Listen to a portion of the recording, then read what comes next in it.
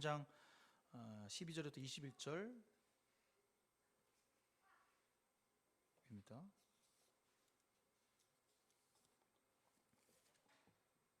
사사기 3장 12절에서 21절까지 말씀.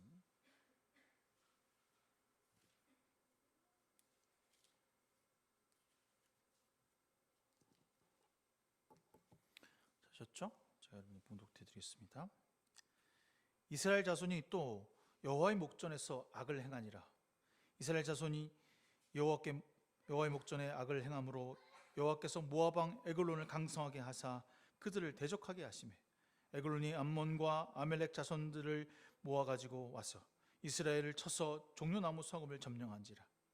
이에 이스라엘 자손이 모압 왕 에글론을 18해 동안 섬기니라.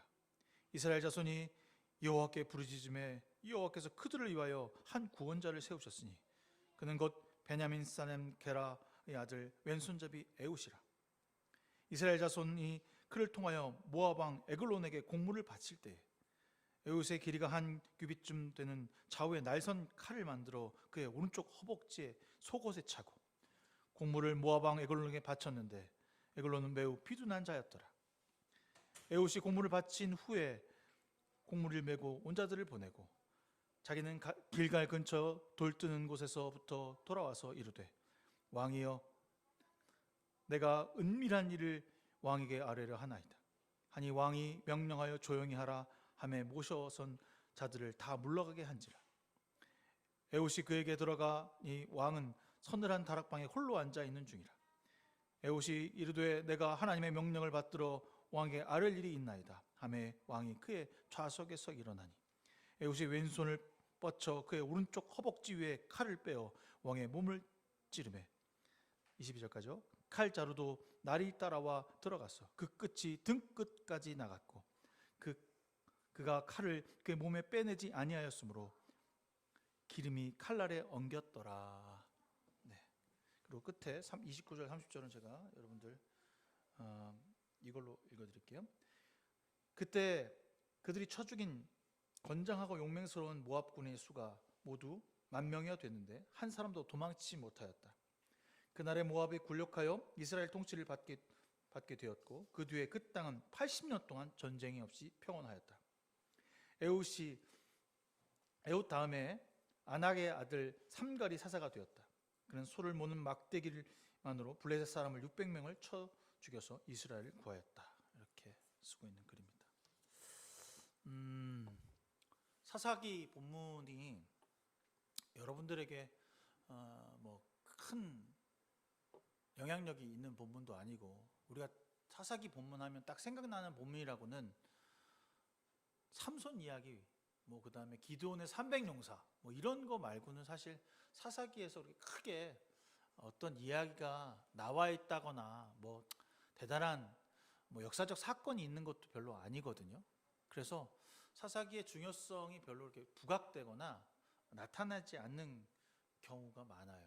또한 이제 곧 있을 왕정을 이어주는 어떤 그냥 가교의 역할만 한다라고 생각해서 우리 앞에 있는 여호수아까지는 그래도 열심히 읽다가 사사기에서는 사무엘이라든가 아니죠 삼손이라든가 또 기드온의 이야기를 제외하고는 특별히 아는 바가 없습니다. 그런데 이 사사기에 중요하게 우리가 알아야 할 것은 그들이 정착 초기 시기에 어떠한 삶으로 하나님을 섬기는 사람들이었는가, 이게 되게 중요하게 생각되고 있거든요. 그래서 2장 3절에 나는 그들의 너희 앞에 몰아내지 않겠다라고 쓰는 이 서두 본문에 중요하게 생각할 수 있는 부분인데, 그들은 결국 너희를 찌르는 가시가 되고 그들의 신들은 너희에게 우상을 숭배할 수밖에 없도록 올가매는 올무가 되게 할 것이다. 여기서 말하는 그들이 누굽니까? 지금 이 땅 가나안에 살고 있는 가나안 백성들이었어요. 원래 하나님께서 여호수아 그리고 이스라엘 백성들에게 명령하시기를 가서 다 무찌르고 전멸하며 진멸시키며 하나도 없게 만들어라 라고 하는 이야기를 했다고 제가 지난주에 했잖아요. 그런데 왜 그들은 거기에 자신의 백성들과 함께 더불어 살아갈 수 있도록, 그냥 평화스럽게 살아갈 수 있도록 했을까? 하나님의 명령을 어기고 그냥 아니 너희도 살고 나도 살고 그냥 같이 살지 뭐. 그냥 평화스럽게 사는 게 더 좋은 거 아니야? 근데 하나님의 명령은 들어가서 다 깨부시고 뭐 종이건 뭐 어린아이고 여자고 다 필요 없다. 다 죽이거나 몰아내거라 라고 하신 게 하나님의 명령이었는데 그렇게 하지 못한 거예요.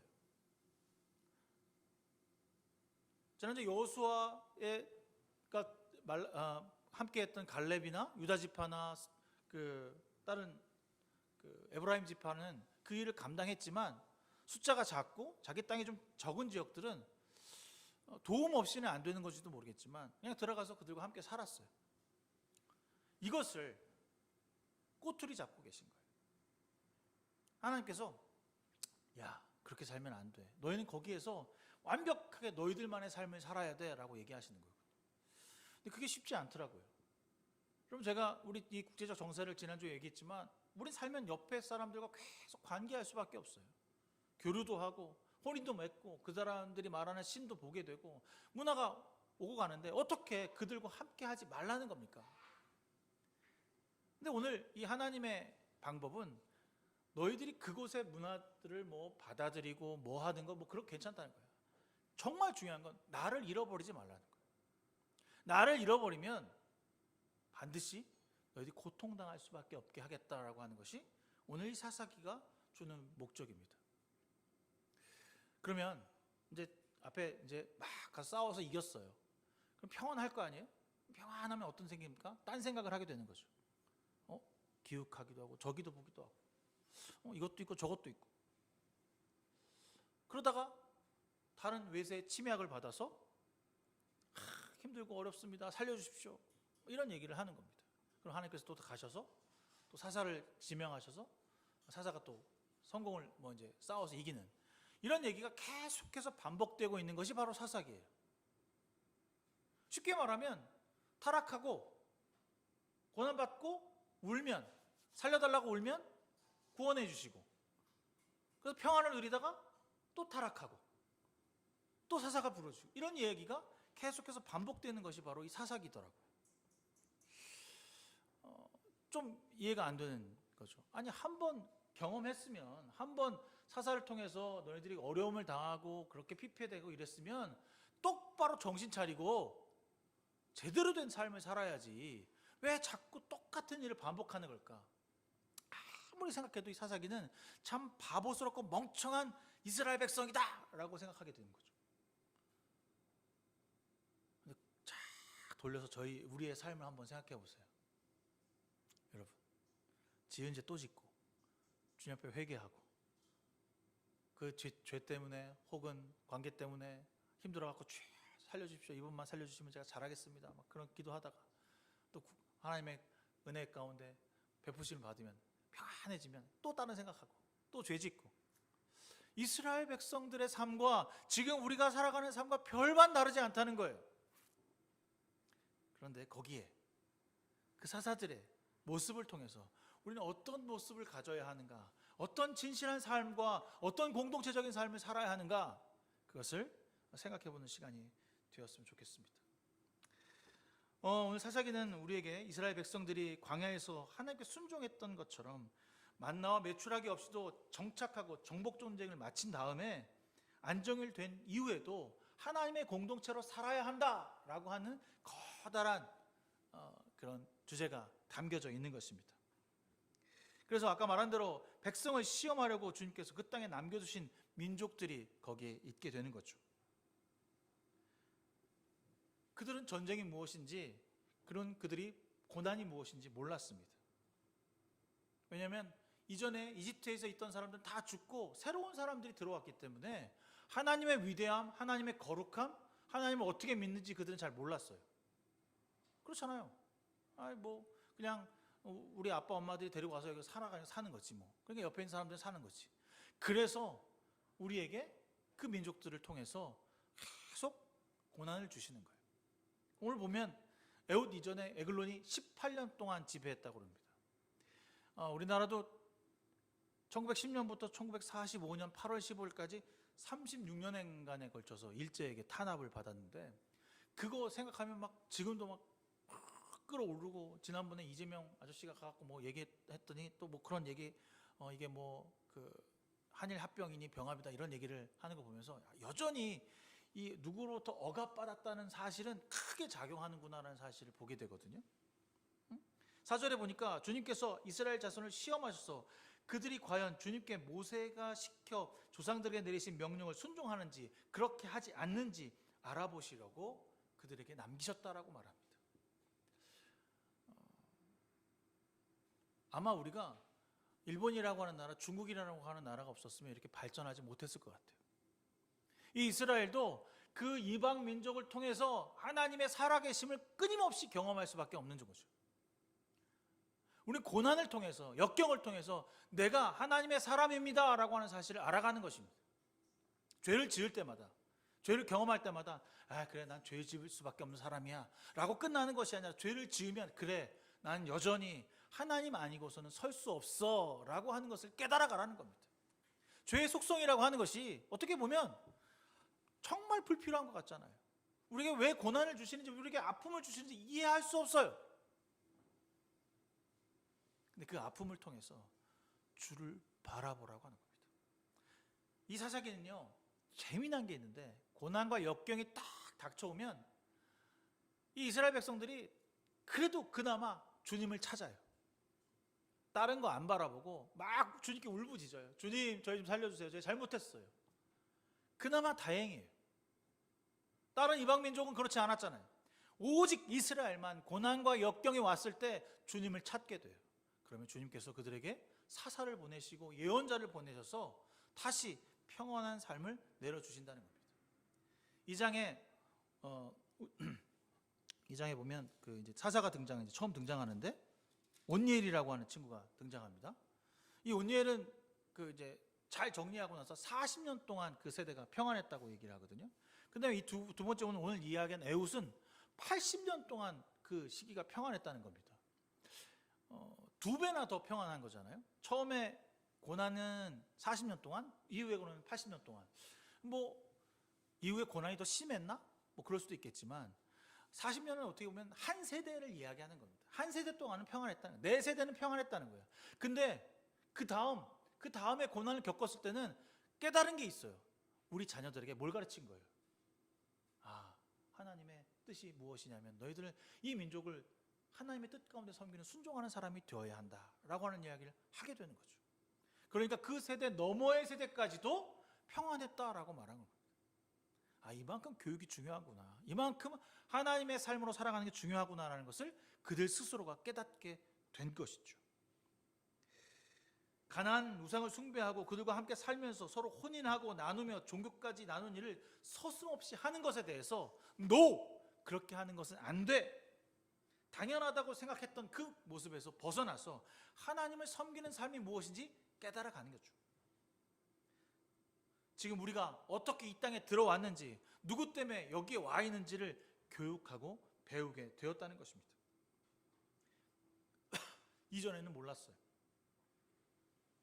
제가 그저께 그 기드온 이야기를 조금 하다 보면 기드온이 타작마당에서 막 타작을 하고 있다가 주님의 사람이 딱 와요. 야, 내가 너를 불러서 하나님의 일 가운데 쓸 거야. 그랬더니 아니 주님이 우리와 함께 하신다면서 왜 우리는 이렇게 고난받고 있는 거예요? 모르고 있어요. 기드온이 왜 자기들이 고난받고 역경 가운데 있는지 몰라요. 왜? 위로부터 교육이 되지 않았기 때문에, 예배하지 않았기 때문에, 하나님께 경배하지 않았기 때문에 그들이 모르게 되는 거죠.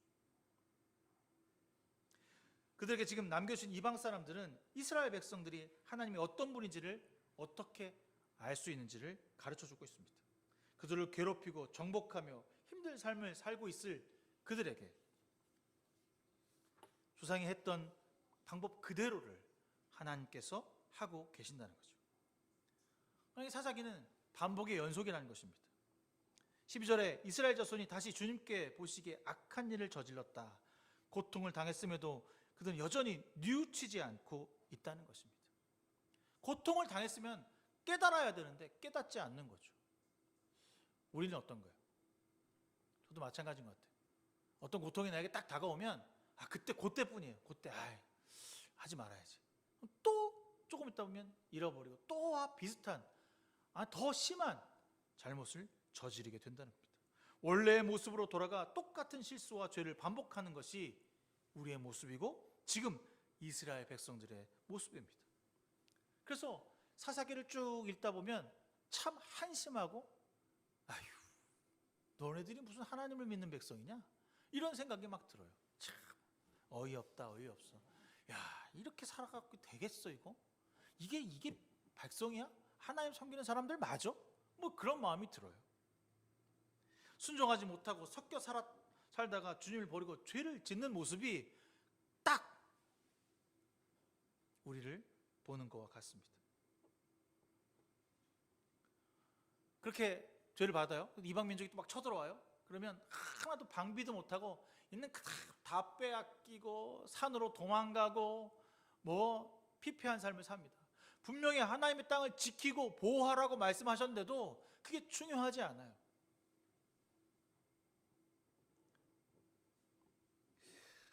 그래서 저는 생각했어요. 왜 주님은 이런 식으로 이 어리석은 민족을 구원하시고 은혜를 베풀어 주시는 것일까? 아무리 생각해도 이해가 되지 않지 않습니까? 왜 계속해서 이 백성들을 계속 살려주시고 고난 주시고 다시 살려주시고 하는 이 일을 하고 계시는 걸까? 그냥 버리고 새 민족을 얻으시면 될 텐데 그걸 저한테 적용하니까 큰일 날 소리더라고요. 여러분에게 한번 적용해 보세요. 이 이스라엘 백성과 여러분이 별반 다르지 않다는 사실을 저는 깨닫게 됩니다.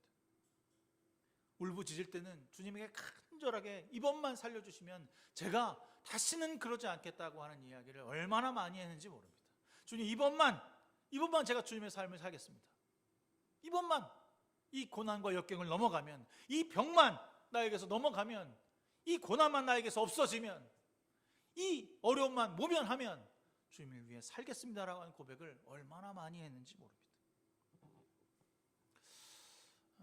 그렇게 시작된 본문이 이 사사기라고 하는 본문이고, 여러분들 그 생각을 가지고 읽으시면 좋겠다는 생각을 하게 됩니다. 오늘 3장에 재미난 본문이 나오는데 우리가 읽으면서 이 본문 가운데 위트가 있고 어떤 것을 꼬집고 있는지를 생각해 보시면 좋겠어요.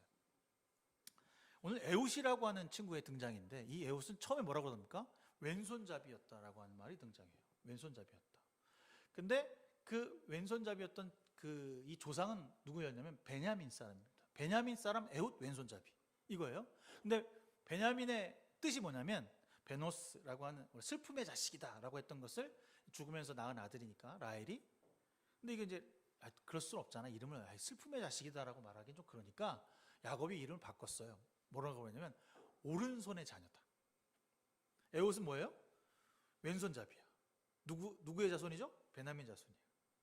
재밌죠? 이 베냐민 자손이 사실 정복전쟁에서 아무것도 안 했어요. 하나님의 막내 아들이었고 아주 좋은 땅을 주셨어요. 어디였냐면 예루살렘 근처야. 너무나도 좋은 땅이었어. 샘도 있고 그 땅에 정복하면 아주 평안을 누릴 수 있는 장소인데 그 장소를 정복하지 않고 거기 여부스 사람들이랑 그냥 사는 거야. 이것을 하나님께서 보시고 사용하시는 사람이 누구라고요? 에훗, 왼손잡이. 넌 오른손잡이, 나는 왼손잡이. 위트가 있는 겁니다. 너 불순종하는, 여기 왼손잡이가 이게 잘못된 사람이다, 부정적인 사람이다 그런 뜻이 아니라 오른손잡이가 하지 않으니 내가 왼손잡이를 들어 쓰겠다라고 하는 겁니다. 누구의 자손이죠? 바로 베냐민의 자손입니다. 네가 아무것도 하지 않으니 내가 이 사람을 들어 이제 이 땅을 정복하게 하며 다시 새롭게 변화시키겠다라고 하는 이야기를 합니다. 그래서 여기 보면 그 사람을 죽이러 가는 장면이 되게 상세하게 나와 있잖아요. 그렇죠? 좀 잔인할 정도예요. 그래서 이 왼손잡이가 칼을 어디 한 45cm, 1급이 45cm니까 45cm 되는 칼을 어디다 숨겼답니까? 오른쪽 허벅지, 대퇴부에다 숨겼답니다. 이렇게 숨긴 거죠. 근데 이제 제가 오른손잡이니까 사람을 죽이려면 사람을 죽인다는 게 아니라 사람을 어떻게 무기를 숨긴다 그러면 어디다가 숨겼습니까? 여기다 숨기겠죠. 이렇게 찔러 죽이니까 이렇게 총이니까 이렇게 죽인 거나 이렇게 죽이는 건가? 하여튼 어쨌든 방법이 오른손잡이니까 여기다 숨겼을 거예요. 근데 이 친구는 요쪽에다 숨겼어요. 왜냐면 이렇게 빼기 쉬우니까 탁 찔기, 그죠? 이렇게 해서 찔 수 있으니까. 또 좋았던 점은 뭐냐면 이 에웃은 다른 사람들이, 많은 사람들이 왼손잡이라고 하는 것을 몰랐을지도 몰라요. 그 이방 사람들은. 그러니까 무기수색을 할 때 어떻게 합니까? 이렇게 만질 거 아니야. 그치? 왕에게 들어갈 때 만약 수색을 한다고 쳐. 그러면 이렇게 만지지, 여기는 잘 안 만지잖아. 요즘은 그렇게 뭐 이렇게 띠띠 하는 것도 이렇게 하긴 하는데 옛날 사람들은 이렇게 만졌을 거야. 그래서 여기다 차고 돌아가는 게 매우 유리했던 사람일 수 있어요. 착 들어가서 딱 찌르는. 이래서 이 사람을 썼나? 뭐 그런 생각을 하게 돼요. 또 두 번째는 뭐냐면 에훗이 조공을 바치러 가요. 조공을 바치러 갔다가 조공을 다 바치고 돌아와요. 그런데 다시 그 에글론에게 갈 때 모습이 재밌어요.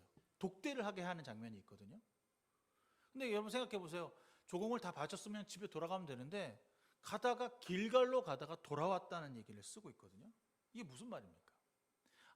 아니 어떻게 이 한낱 이스라엘 사람이 에글론의 왕에게 독대를 청할 수 있었을까? 이 본문에 그 글이 숨겨져 있는데 여기 보면 21절에 쪽 보면 재밌어요. 3장 21절에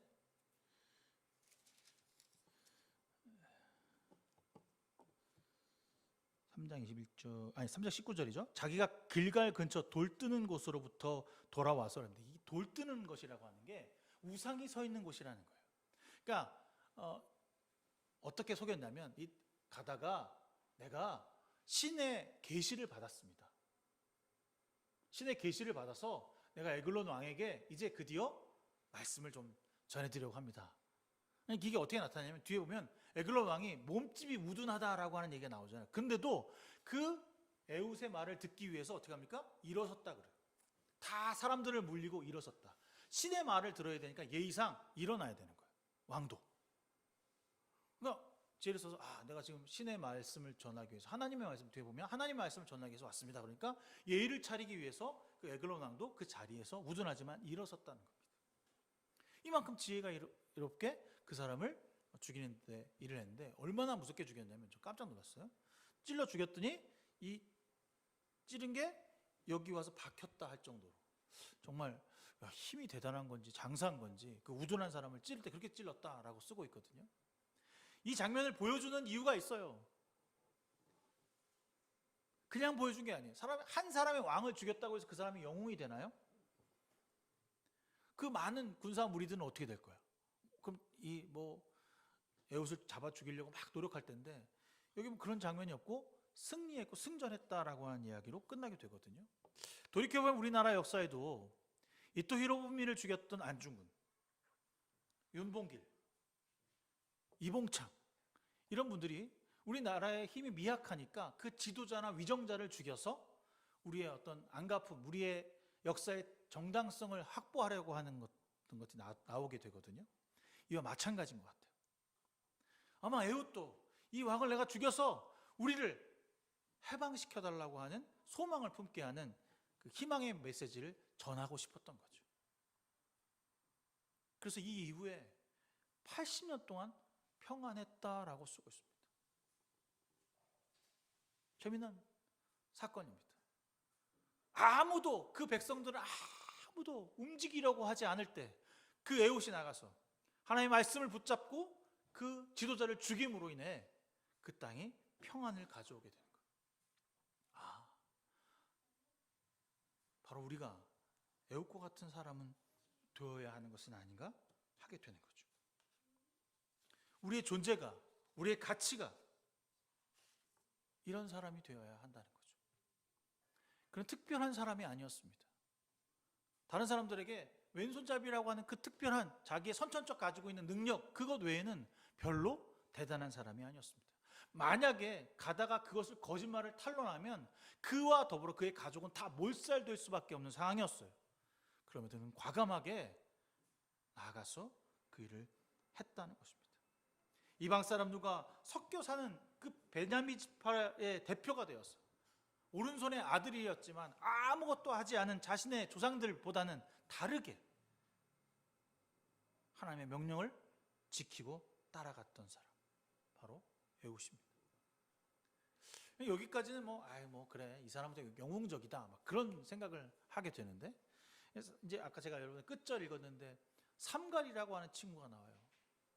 삼갈이라고 하는 친구 그냥 딱 나오면 끝이야. 딱 한 줄 나오거든요. 뭐라 그러죠? 그가 일어나서 소 모는 막대기로 블레셋 사람들 600을 죽였다. 앞에는 한 사람을 죽여서 그 땅을 구원했고 이 사람은 600명을 소 모는 막대기로 죽였다라고 하는 얘기가 끝이에요. 그리고 그 땅이 평안했다라고 말합니다. 그래서 이 사람은 좀 위대하지 않은 사람인가? 별 그냥 그런 사람인가? 생각할 수 있어요. 근데 아니에요. 이 짧게 나온 이유가 있을 거야. 그는 그의 삶에 충실하게 사는 사람이었을 겁니다. 소 모는 막대기였으니까 아마 소를 모는 사람이었겠죠. 소를 기르는 사람이었을 것입니다. 자기의 영역에 쳐들어온 블레셋 사람들을 그 소 모는 막대기로 600명이나 죽이려면 정말 과감하고 용감한 사람이었을 것입니다. 그 땅을 하나님의 땅으로 만들었던 것입니다. 하나님의 영역을 침범하는 것에 대해서 물러서지 않았다는 거죠. 왜 하필 소 모는 막대기라고 표현했을까? 큰 칼도 대단한 무기도 아닌 그 가진 것을 600명이나 어떻게 죽일 수 있을까? 전 고민했습니다. 하나님의 사사는 갖추어진 상태로 쓰임받는 것이 아니라는 것을 얘기합니다. 주의 말씀에 순종함으로 그 일을 행하고 있다는 것을 삼가를 통해서 보여주고 있습니다. 하나님의 사람은 어떤 사람이어야 할까요? 화려한 능력을 가진 사람이 아닙니다. 출중한 외모를 가지거나 대단한 집안에서 나오는 것이 아니라는 것입니다. 불완전하고 연약할지 모르지만 주님의 부르심 앞에 즉시로 응답하는 사람이라고 하는 것을 오늘 본문을 통해서 보게 됩니다. 에훗도 삼갈도 온니엘도 용감했습니다. 물러섬이 없었습니다. 끝까지 주님의 주신 그 미션을, 목표를 향해서 그 뜻을 순종하는 사람이었습니다. 어떤 것으로 어떻게 해야 할지 그는 분명하게 자기의 행동과 목표를 알고 있는 사람들이었습니다. 머뭇거리거나 우왕좌왕하지 않고 직진했습니다. 뒤돌아보거나 내가 여기를 해야 할까 말아야 할까라고 한 표현은 어디에도 찾아보지 없습니다. 망설임 없이 찌르고 무찔렀으며 용맹하게 싸웠습니다. 사사는 바로 이런 사람입니다. 오늘 우리 이 본문을 통해서 난 이스라엘 백성과 같은 사람이다 라고 생각할 것이 아니라 어떤 이스라엘 사람과 같은 사람이었을까? 바로 사사와 같은 사람이 되어야 한다는 거죠. 나의 희생함으로 그 땅이 회복되고 해방되며 구원을 얻을 수 있는 사람, 나의 결단과 나의 용맹함으로 그 땅에 그리스도가, 하나님이 다시 회복되고 평안을 누리는 삶이 될 수만 있다면 저는 이런 사사가 되어야 한다고 생각합니다. 그러나 분명한 것은 아무나 사사가 된 것이 아니라 하나님의 부르심을 받았는데 그 사람은 평범한 사람이었습니다. 자신의 직분에, 자신의 일에 잘 감당하고 최선을 다하는 사람을 하나님께서 부르셨다는 거죠. 기드온도 마찬가지예요. 기드온도 자기 식구들 먹여 살리려고 아무도 보는 그 포도주 구 속에 들어가서, 포도주 짜는 틀에 들어가서 밀타작을 하고 있다가 부르심을 받거든요. 근데 뭐라고 부르냐면 이렇게 말해요. 힘센 사람아. 지금 어디에서 타작을 하고 있다고요? 구석에 들어가서 누가 보면 훔쳐갈까 봐 아무도 모르는 곳에서 타작하는데 주님이 그를 뭐라고 부르냐면 힘센 사람아. 내가 너와 함께 하겠다. 주님이 보시기에 우리는 힘센 사람입니다. 주님이 보시기에 우리는 위대한 사람입니다. 근데 우리 스스로가 그것을 모르고 있는 거죠. 정말 진실함으로 순종하는 사람인지 여러분 돌아봐야 합니다. 악함으로 물들어있는 세상 가운데 온전히 하나님의 길을 걸어가는 사람을 쓰신다고 말씀하십니다. 사사에 보면 누구의 아들 말고는 나와 있는 게 하나도 없습니다. 그저 자신의 일에 한길 가는 사람을 위해 사용하셨고 불순종하고 하나님 멀리하는 사람을 쓰시는 것이 아니라는 것을 명백하게 백성들에게 알려주고 있는 것입니다. 사사는 누가 되느냐? 정체성입니다. 온전히 주님의 뜻을 구하며 묵묵히 살아가는 사람에게 그 비전과 꿈을 심어주신다는 것이죠. 하나님의 사람으로 정직하며 온전함이 무엇인지 아는 사람을 사용하신다라고 오늘 이 사사기를 통해서 보여주고 있습니다. 여러분 어떤 사사가 되실 것입니까? 여러분 이 세상에서 어떤 사람으로 남고 싶으십니까? 여러분으로 인해 이 땅에 평화가 찾아올 수만 있다면 얼마든 희생을 각오하고 죽음을 내어줄 수 있어야 하는 것은 아닙니까? 이 희생이 누굴 위한 희생인지 여러분이 알아야 합니다. 오직 주님을 위한 구원을 이루시기 위해서 여러분의 무기를 들 수 있어야 합니다. 삼갈이 들었던 그 막대기를 여러분도 들 수 있어야 합니다. 어떻게 보면 초라해 보이고 연약해 보이는 그 무기를 들 때 주께서 여러분과 함께 하신다는 것입니다. 그렇다면 여러분의 무기는 무엇입니까? 여러분 허벅지에 숨기고 있는 그 날카로운 칼은 도대체 무엇입니까? 사실 솔직히 생각해 보면 이렇게 빼서 찌르는 거랑 이렇게 해서 빼서 찌르는 거랑 어느 게 빠를까요? 이렇게 해서 빼서 찌르는 게 빠르지. 내가 해봤어. 이렇게 해서 찔러보고 이렇게 해서 찔러보고. 근데 이렇게 나오려면 힘들어. 이렇게 하는 게 더 빨라. 사실 왼손잡이가 선천적으로 좋을 수도 있겠지만 약점을 가진 거나 마찬가지예요. 오른손에 비해서 느리니까. 많은 사람들이 오른손잡이 쓰는 이유는 편하기 때문이겠죠. 그런 약점을 가졌음에도 그는 무기를 가지고 들어갔다는 겁니다.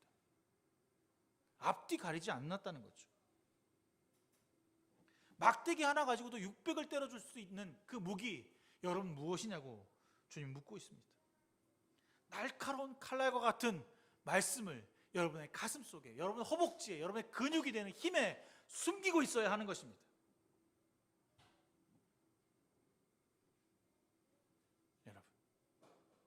여러분 무기는 무엇이어야 합니까? 무엇을 가지고 세상에 나가고 있습니까?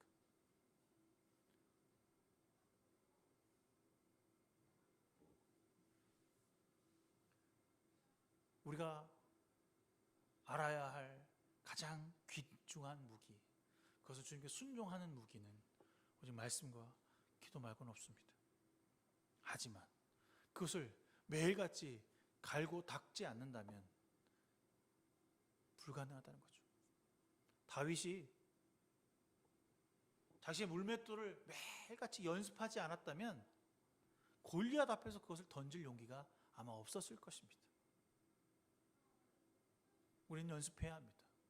거대한 그 세상 앞에 나를 향해 무시하고 여호와를 멸시하며 여전히 죄 가운데 있는 그 세상을 향해 나아갈 때 우리는 매일같이 고난 앞에 쓰러지지 않고 주님의 순종함으로 나갈 수 있어야 합니다.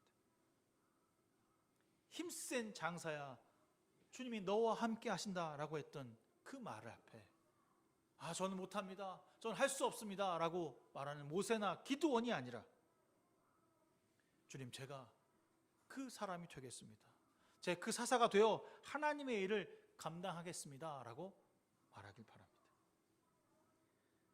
나의 약점까지도 사용하십니다. 막대기를 통해서 구원을 이루시는 하나님이 나의 이 연약한 약점까지도 사용하신다고 말씀하고 있습니다.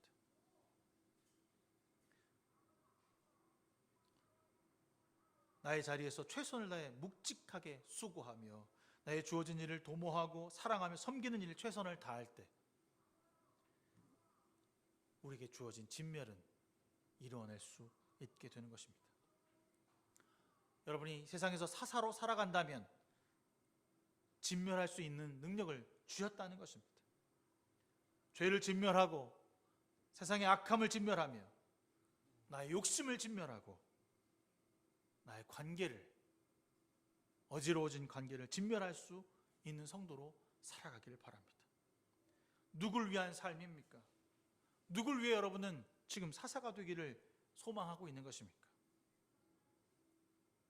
주를 위해, 나의 백성을 위해 날카로운 칼을 가지고 있기를 바랍니다. 그 칼은 하나님의 말씀이며 하나님의 생명이며 이 말씀을 통해 우리의 삶을 갈고 닦을 때 지혜로운 용기를 가지고 세상에서 죄를 무찌를 수 있는 무기를 숨기고 다니길 바랍니다. 아까 처음에 얘기했던 대로 어떻게 보면 같은 죄를 반복하는 이 어리석은 사람이라고 말했는데, 그래서 우린 다행입니다. 죄를 반복하는 사람들이야말로 우리가 얼마나 죄가 무서운지 아는 사람들이라는 것입니다. 그 스스로 고통을 자초했기 때문에 그 고통 속으로 들어가지 않기 위해서 반복적으로 짓는 죄를 버려야 한다라고 하는 것을 깨닫게 됩니다. 다시 시험에 들지 않기 위해서 진멸해야 할 죄가 있다면 과감히 잘라버려야 할 것이 무엇인지 아는 사람들이 바로 이스라엘 사람들입니다. 그들이 단숨에 아무것도 하지 않았던 여리고를 한 번에 잃어버렸던 것을 보면서, 우리가 하나님이 아니고서는 그 땅을 차지할 수도 유지할 수도 없구나라고 하는 사실을 깨닫게 되는 거죠. 여러분, 내가 진실해야 우리 공동체가 거룩해집니다. 내가 순종해야 우리 공동체가 하나님의 공동체라 말할 수 있게 됩니다. 그 진실함은 순종입니다. 주님 앞에 순종하십시오. 주님 앞에 순종한다고 하는 것은 말씀 앞에 자기 자신을 내려놓는 것입니다. 매일의 삶에서 하나님 말씀 앞에 조금씩 낮아지고 진심으로 하나님께 원하는 것이 무엇인지 말씀하는 시간이 되었으면 좋겠습니다. 그래서 여러분의 무기를 먼저 주 앞에 내려놓길 바랍니다. 주님, 제가 이 무기를 가지고 세상에 나갑니다. 여전히 아무것도 할 수 없는 무기지만 주님, 저와 함께 하여 주시사 제가 이 땅에서 승리를 경험하게 하여 주십시오 라고 하는 그 고백이 매일 삶에서 나타났으면 좋겠습니다. 저도 참 못하면서 여러분들에게 이렇게 하라고 하는 것 같아서 늘 죄송한데, 제가 이번 주 사사기 묵상하면서 그런 생각을 하게 됐어요. 누구나 쓰신다? 하지만 아무나 그 일을 할 수 없다. 우리가 우리 안에 그리스도의 십자가를 짊어지고 있다라고 하는 확신을 갖고 있다면 고난 앞에서 두려울 것도 없다, 떨릴 일도 없다, 물러설 필요도 없다. 그냥 앞만 보고 직진하면 된다. 그 뒤에 모든 상황, 뒤에 있는 책임은 주께서 하신다는 거예요. 오늘 예배가 여러분들에게 그냥 한 주 말씀 듣고 잘 살겠다라고 하는 예배가 아니라 찬양하고 기도하며 나누며 먹으며, 그래, 내가 나에게 동지가 있지, 나에게 기쁨이 있지, 나에게 위안과 평안을 주시는 하나님이 계시지라고 하는 사실을 깨닫고 거듭나고 고백하는 시간이 되었으면 좋겠습니다. 그래서 이 공동체가 함께 모여서 그 진실함을 나누고 진실함으로 세상에서 승리를 맛볼 수 있는 공동체가 되게 해달라고 우리 기도하며 나가는 시간이 되기를 바랍니다. 그냥 살 수는 없을 겁니다. 믿는 사람은 그냥 돈 가지고 세상 사람들과 어울려 사는 삶이 아니라 우리에게 주어진 무기를 끊임없이 갈고 닦아야 합니다. 여러분에게 주어진 무기가 무엇입니까? 저에게 주어진 무기가 열심히 설교하기 위해서 말씀을 묵상하는 거겠지만 여러분에게도 주어진 무기가 분명히 있을 것입니다. 그 무기를 어떻게 사용하고 있습니까? 그저 나에게 찌르는 무기로, 나에게만 사용하는 무기로 사용하고 있는 건지, 아니면 한 번도 거들떠보지도 않고 한 달란트 가진 사람처럼 땅에다 묻어두고 있다가 주님 오시기만을 기다리는 건지, 과연 여러분의 무기는 어떻게 사용되기를 원하고 있는 건지, 삼갈처럼, 에훗처럼, 온니엘처럼 그 무기를 들고 세상을 향해 도저히 불가능했던 그 전쟁터 속으로 우리를 밀어낼 수 있는 저와 여러분 되기를 주님의 이름으로 축원합니다. 좋으신 하나님, 은혜에 은혜를 더하시고 성령에 성령을 더하시는 주님, 진심으로 우리 가운데 회개하고 자복하며 예배의 충만함을 누리게 하시고 그리스도로 더불어 다시 하나님의 그리스도의 십자가를 짊어지고 세상을 향해 나아갈 수 있는 저희들 되게 하여 주시옵소서. 늘 연약하고 부족하다는 말을 우리 입에 달고 삽니다. 여전히 죄를 짊어지고 살아갈 때가 너무나 많습니다. 그럼에도 불구하고 우리를 사랑하시고 아끼시며 다시 회복시키시며 하나님의 평안함을 주시길 원하시는 주 앞에 일어나 하나님의 담대함을 가지고 싸워 이길 수 있는 용기를 더하여 주시옵소서. 그래서 세상에서 실패하고 고난받고 역경을 당해도 이전에와 예배하며 찬양할 때 다시 샘솟는 힘을 더하시는 그 기적과 같은 은혜를 맛보게 하여 주시옵소서. 모두 주님께 맡기며 예수 그리스도의 이름으로 간절히 기도드렸습니다.